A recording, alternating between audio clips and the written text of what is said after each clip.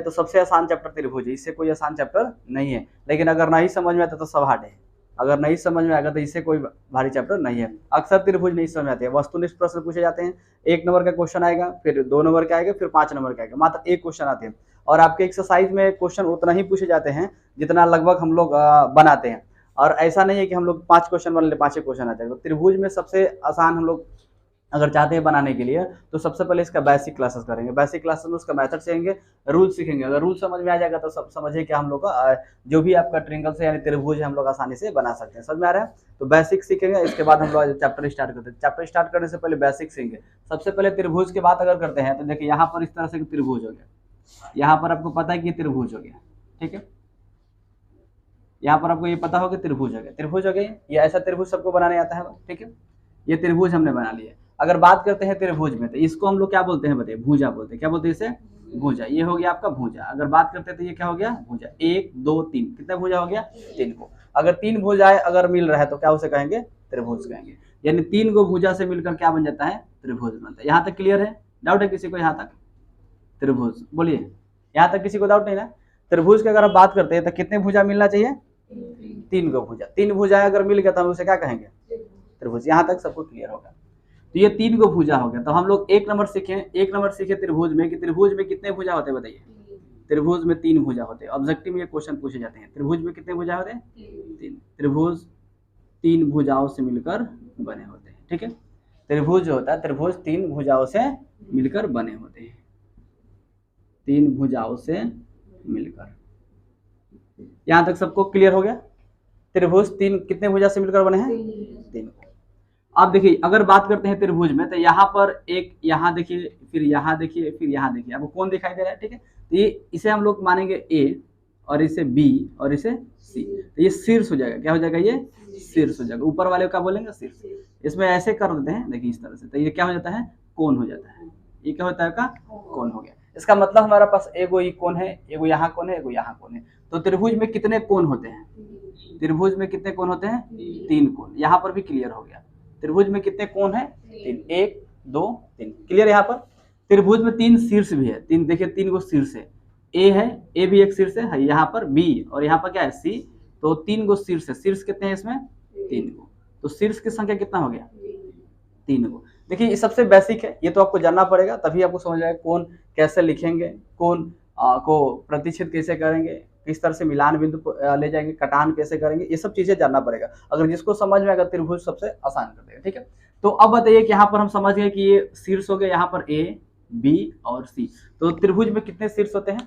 3 को शीर्ष होते हैं। सबका ऑब्जेक्टिव में याद रहेगा, आपसे पूछा जाएगा त्रिभुज में शीर्ष होते हैं, क्या होते हैं? 3 को होते हैं। वहां पर ऑप्शन देगा कौन कौन सा उसका नाम देगा, तो अलग अलग ए बी सी, ठीक है।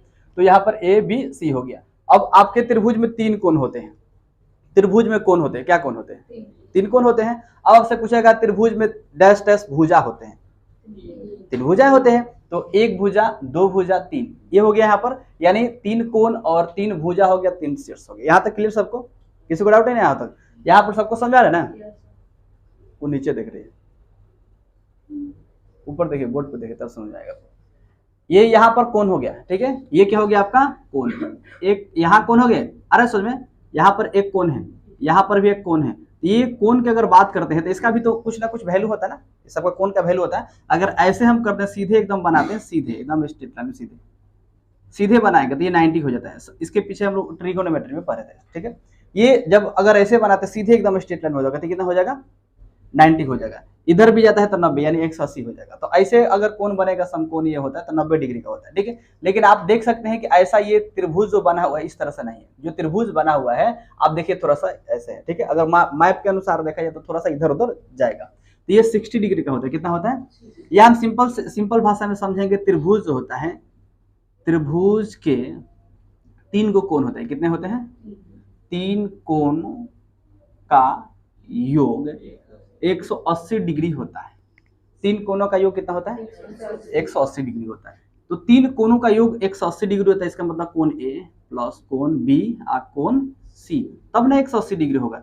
अगर देखेंगे तो यहाँ पर कोण 1 2 3 यानी 3 ए बी सी, है ना, 3 हो जाएगा। तो ऐसे नहीं लिखा जाता है। अगर हम यहाँ पर देखते हैं कोण ए को x मान लेते हैं, ठीक है, तो फिर कोण बी को भी x मान लेते हैं, सी को भी x मान लेते हैं, ऐसे दिखा रहे हैं आपको मानकर।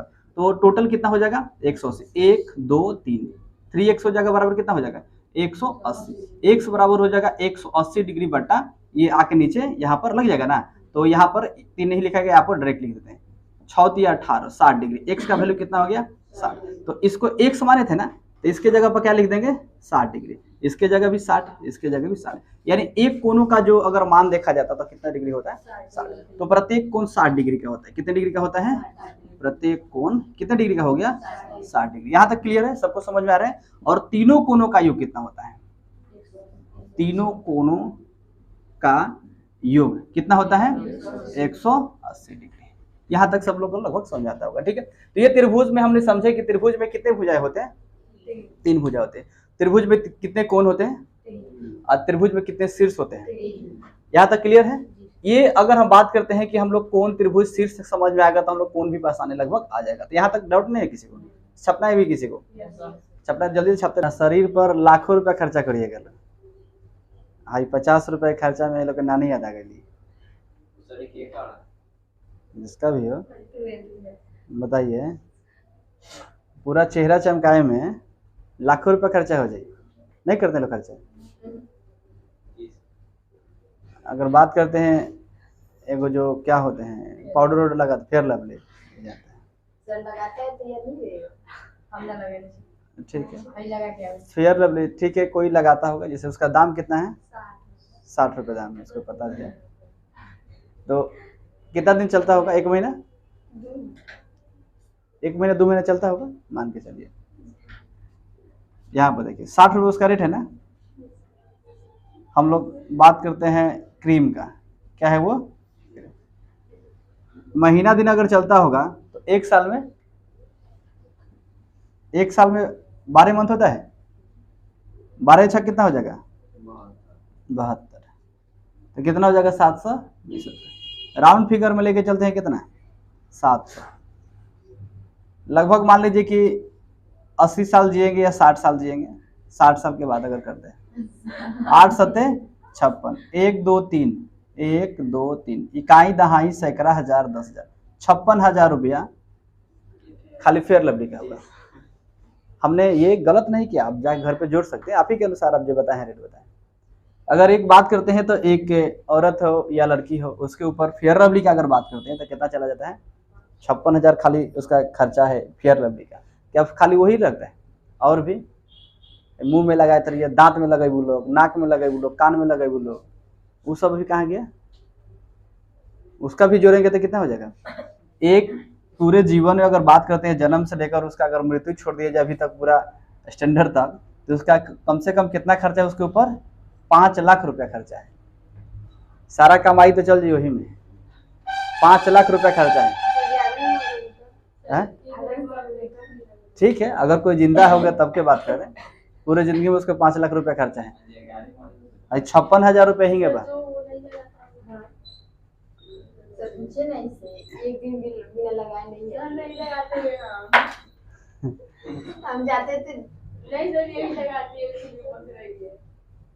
एक सिंपल अगर बात करते हैं कोलगेट का, कोलगेट आप लोग पता है ना, जैसे अगर बात करते हैं सेंसोडाइन का, उसका दाम 80 रुपया है, 100 रुपया होगा समथिंग। चलिए 80 रुपये की बात करते हैं, वो लगभग हमको लग रहा है 10 से 15 दिन चलता है, 10 दिन 15 दिन महीना दिन भी चलता है। घर में अगर 2-3 दिन भी है तो 10 दिन में खत्म हो जाएगा।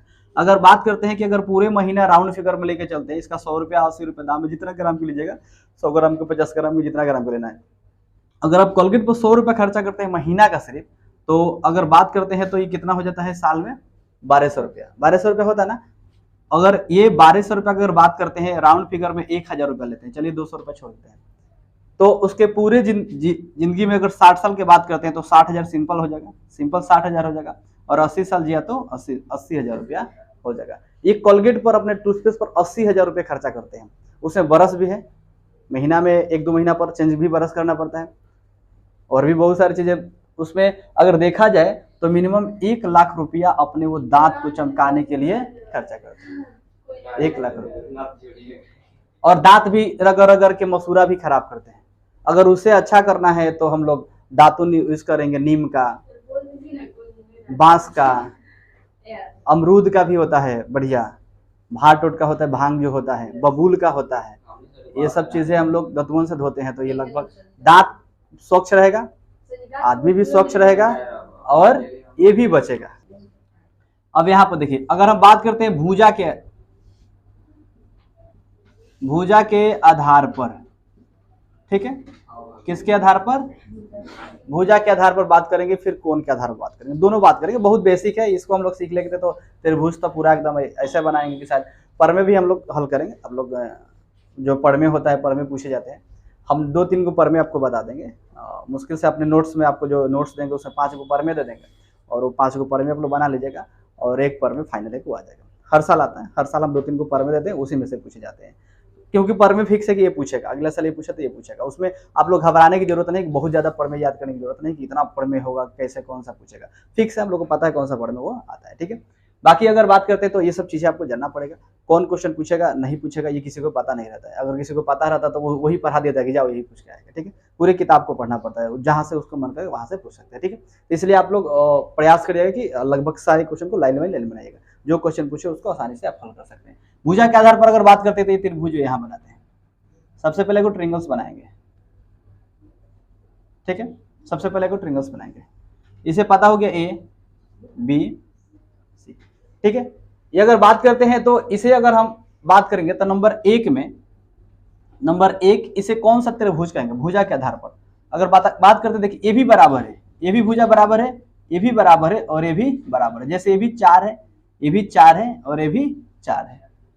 अगर मीटर की बात करते हैं, सेंटीमीटर की बात करते हैं, centimetre centimetre centimetre, metre metre metre metre, जो भी जैसे आपको मीटर में या सेंटीमीटर सब बराबर होना चाहिए, सब बराबर है, ठीक है। तो भुजा के आधार पर अगर बात करते हैं तो इसे सब समान है, सब समान है ना, तो इसलिए हम लोग क्या बोलेंगे इसे, क्या इसे बोलेंगे हम लोग?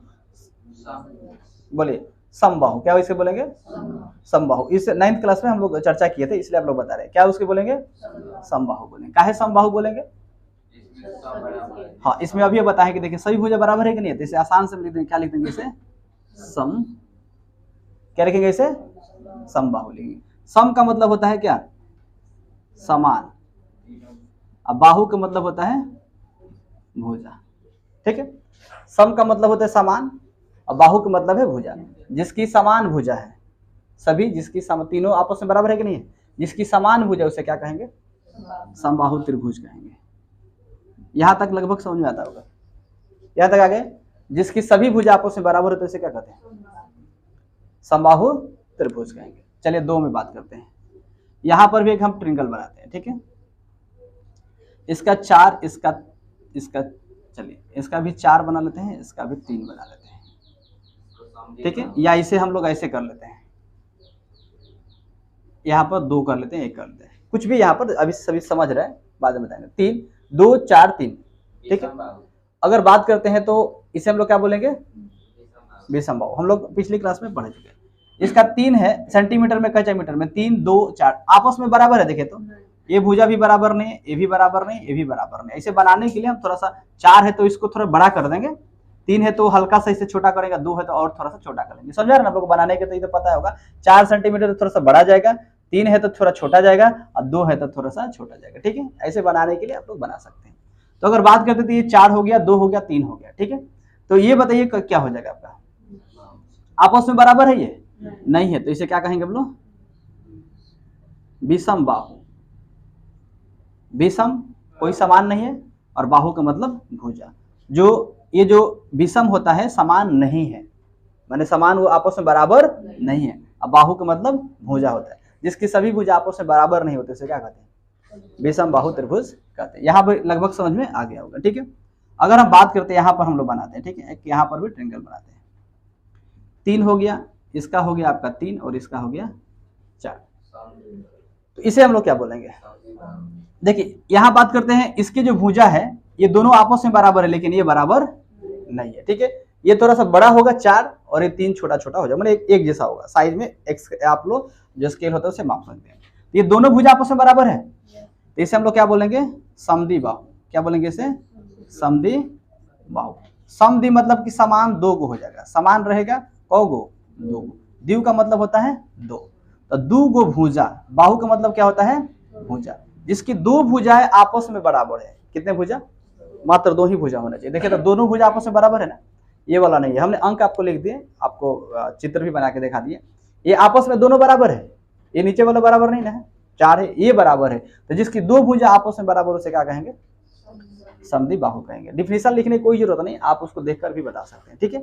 अब बताइए, अगर बात करते हैं यहाँ पर हम एक ट्रायंगल बनाते हैं, ठीक है, और यहाँ पर लिखते हैं 4 3 2, इसे हम लोग क्या बोलेंगे, बोलिए, इसे हम लोग क्या बोलेंगे, त्रिभुज के आधार पर इसे हम लोग क्या बोलेंगे, विषम बाहु बोलेंगे। देखिए इसका 3 सेंटीमीटर हो या मीटर में, इसका हो गया 4 और इसका हो गया 2। अच्छा बताइए कि आपस में ये सब भुजा बराबर है, नहीं ना है, सबका अलग अलग मान है, इसका मतलब सब अलग अलग होगा, कोई बड़ा कोई छोटा, इसलिए इसे क्या कहें हम लोग, विषम बाहु कहेंगे। लगभग समझ में आप लोग आ रहे हैं, बोलिए आ रहे हैं ना आपको, विषम बाहु त्रिभुज इसे कहेंगे। दूसरा अगर हम बात करते हैं, एक और यहाँ पर हम ट्रायंगल बनाते हैं, ठीक है, इसका हो जाएगा 6 और 3, इसका हो जाएगा 3, इसे क्या कहेंगे, समद्विबाहु कहेंगे। क्यों कहेंगे, कि इसका दोनों भुजा आपस में क्या है, बराबर है, लेकिन एक बराबर नहीं है, तो इसे क्या कहें हम लोग, समद्विबाहु कहेंगे। डाउट है ना किसी को, समद्विबाहु, ये टेस्ट के अनुसार हम आपको दे रहे हैं।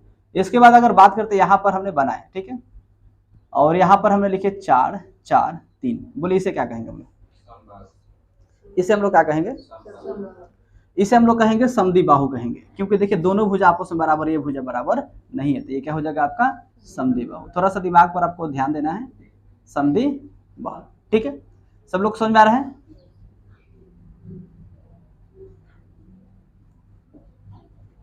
समद्विबाहु, ठीक है। यहां पर अगर बात करते हैं, ये 3 हो गया, ये 4 हो गया, यहां पर हमने एक ट्रायंगल बनाया और इसे हो गया 2, और मान लीजिए कि ये 2 हो गया, बताइए इसे क्या बोलेंगे, समबाहु बोलेंगे, क्योंकि सभी भुजा आपस में क्या है, बराबर है, तो इसे क्या बोलेंगे हम लोग, समबाहु। यहाँ भी लगभग समझ आता है, ठीक है। एक और लास्ट आपको बताते हैं 5, यहाँ पर हमने बनाया इस तरह से, ठीक है, इसका हो गया 4, इसका हो गया 7 और इसका हो गया 6, इसका हो गया 5, बताइए इसे क्या हो जाएगा, ये क्या हो जाएगा आपका विषम बाहु हो जाएगा। ये विषम बाहु क्यों हो जाएगा, कोई भुजा बराबर नहीं है, यहाँ पर भी 5 है और यहाँ पर भी 5 है, तो बोलिए क्या होगा तब, समबाहु, क्या हो जाएगा, ये समबाहु त्रिभुज हो जाएगा। लगभग आपको त्रिभुज के आधार पर भी त्रिभुज समझ में आ गया, बहुत आसान भाषा से आ गया समझ में ना। तो हम जहाँ तक उम्मीद करते हैं कि लगभग भुजा के आधार पर भी आपको चिन्हने लगभग आ गया।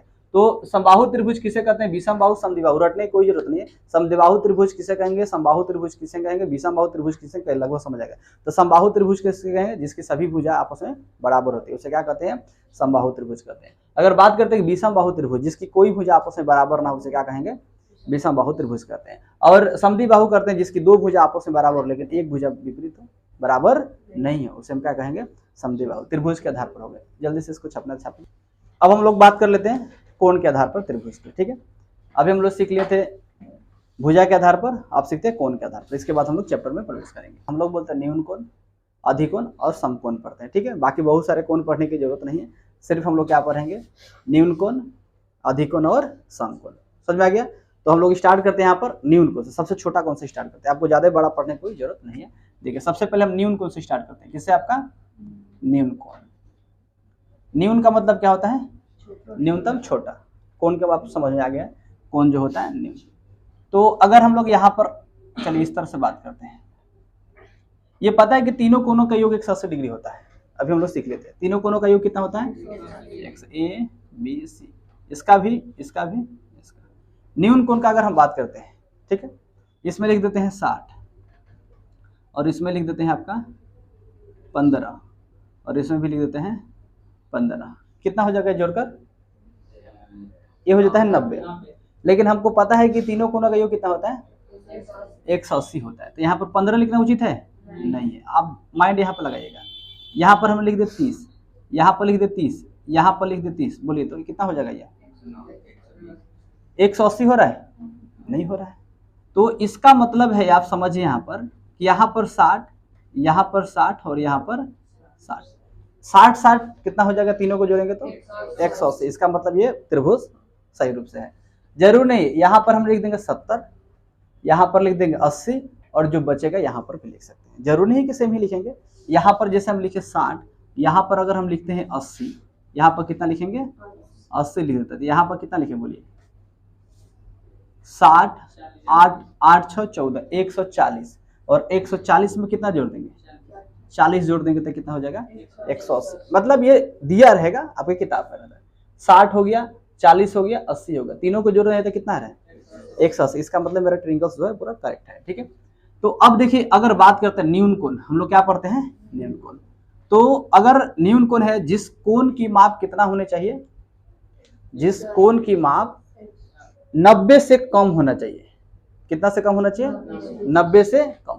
इसमें देखिए हमने लिखे यहाँ पर 80, 60 और 40, किसी को 90 दर्शाएं, 90 से अधिक भी नहीं ना लिखे।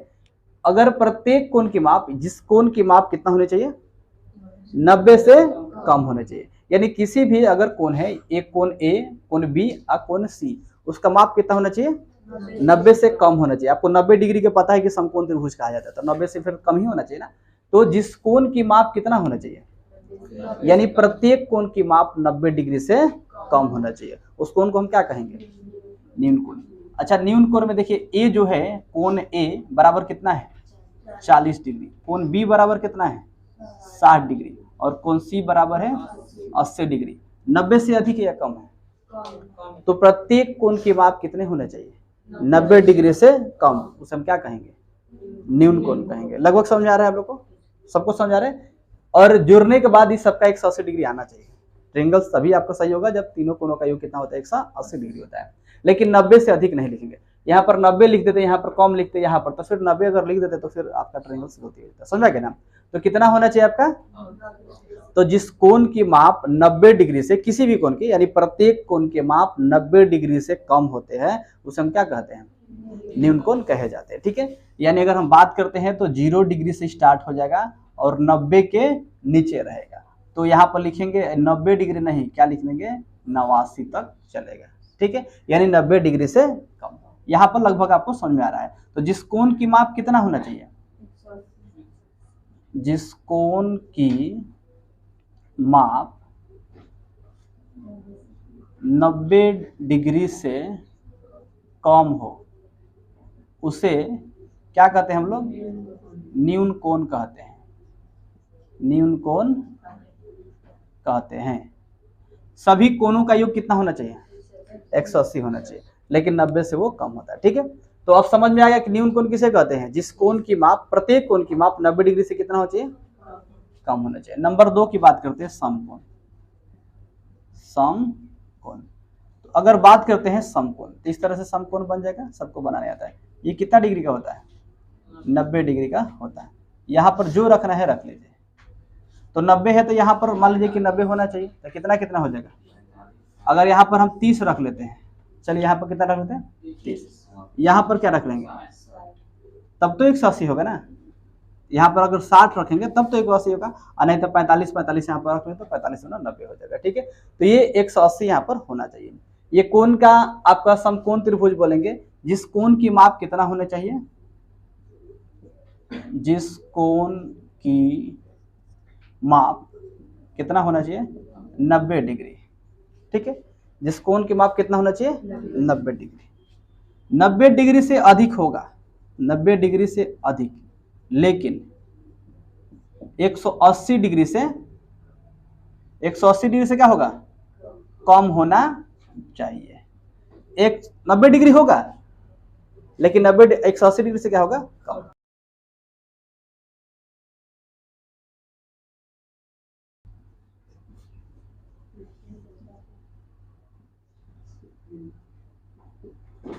चलिए कोण को कैसे लिखते हैं, यहाँ पर देखिए कैसे हम लोग कोण को लिखेंगे। ठीक है, अब सीख लेते हैं इसके बाद कोण को लिखना।